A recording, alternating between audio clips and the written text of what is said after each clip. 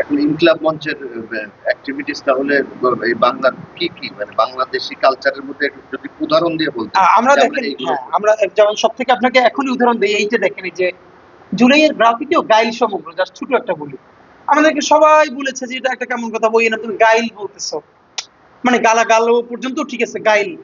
আমাদের এই লড়াইটা আমরা খুবই, এবং এটা দেবাশিস চক্রবর্তী এটার প্রচ্ছদ করেছেন। ফ্যাক্ট হলো আপামর মানুষ যে গাইল বলে, এই গাইলকে মূলত সেটা না, সেটা হলো আপামর জনতার জবানকে মূলধারা করে তোলে। এটা আমাদের রাজনীতি।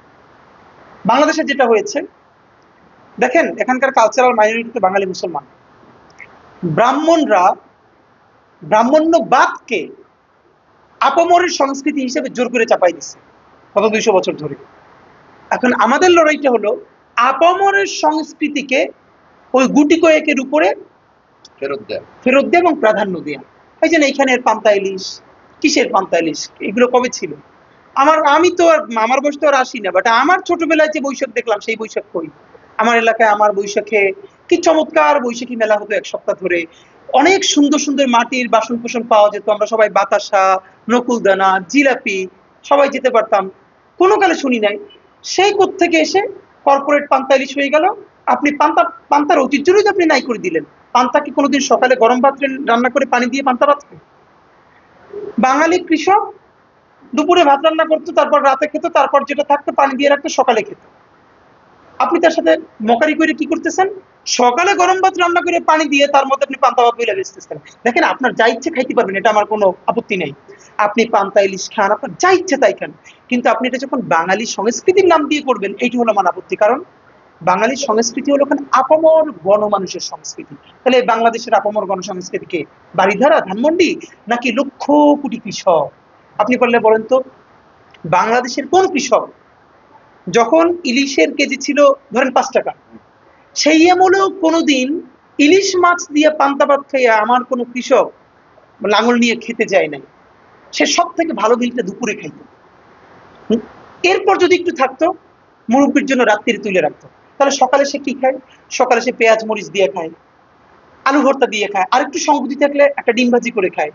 তা আপনার পয়সা আছে, আপনি সারাদিন পান্তা ইলিশ খান, সমস্যা নাই। কিন্তু আপনি ছায়ানটে বসে, উদিচিতে বসে, রমনার বটমূলে বসে শত শত কোটি টাকার কর্পোরেট বাণিজ্য করে এইটার চালাই দিতেছেন কিসের উপরে? বাঙালি সংস্কৃতি। কিসের? আমাদের স্ট্যান্ডটা এটার বিরুদ্ধে।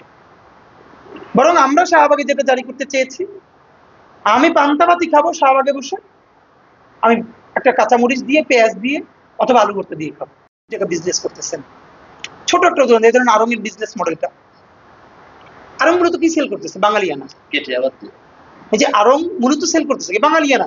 আপনি তার বিভিন্ন আউটলেটে যান, দেখেন বাংলাদেশের চেতনা ব্যবসা বলে না তো, চেতনা ব্যবসার প্যাটার্নটা হলো, আমরা কি কেউ জানি যে এই নকশি কাঁথাটা 40-50 হাজার টাকা, 30 হাজার টাকা কিনতেছি, যে এই নকশি কাঁথাটা বানাইতেছে সে কয় টাকা পায়?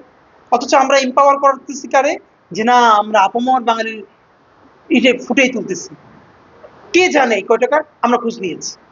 আপনি একদম গ্রামের মানুষের কাছ থেকে নিয়ে আসতেছেন, কয় টাকায় কিনতেছেন, তারে কয় টাকা দিতেছেন, তার কোনো হিসাব আছে?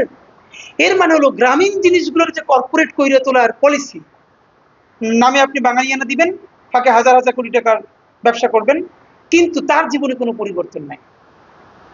এবং সব থেকে ভয়াবহ ব্যাপার হলো, আমাদের দেশের ধনী মানুষেরা আড়ঙে ওই নকশি কাঁথাটা কেনা তার জন্য কিন্তু কোনো অপরাধ না, নিশ্চয়ই তার ক্যাপাসিটি আছে কিনবে, কিন্তু সে মনে করতেছে সে বাঙালির বিরাট একটা উপকার করতেছে।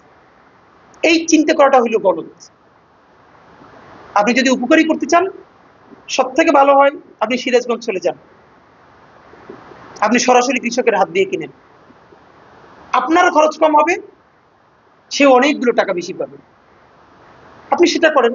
না পারলে আপনি এভাবে চেষ্টা করেন যারা এগুলোকে আরেকটু কম পয়সা বিক্রি করে, কিন্তু সেটা না করে। তো এই জন্য আমাদের কেন বলতেছি, এই যে আমি আপনার সাথে গল্প করতেছি বিক্রির, আমি আপনার সাথে, এর মানে হলো সবগুলো আমাদের সংস্কৃতির উপজাত।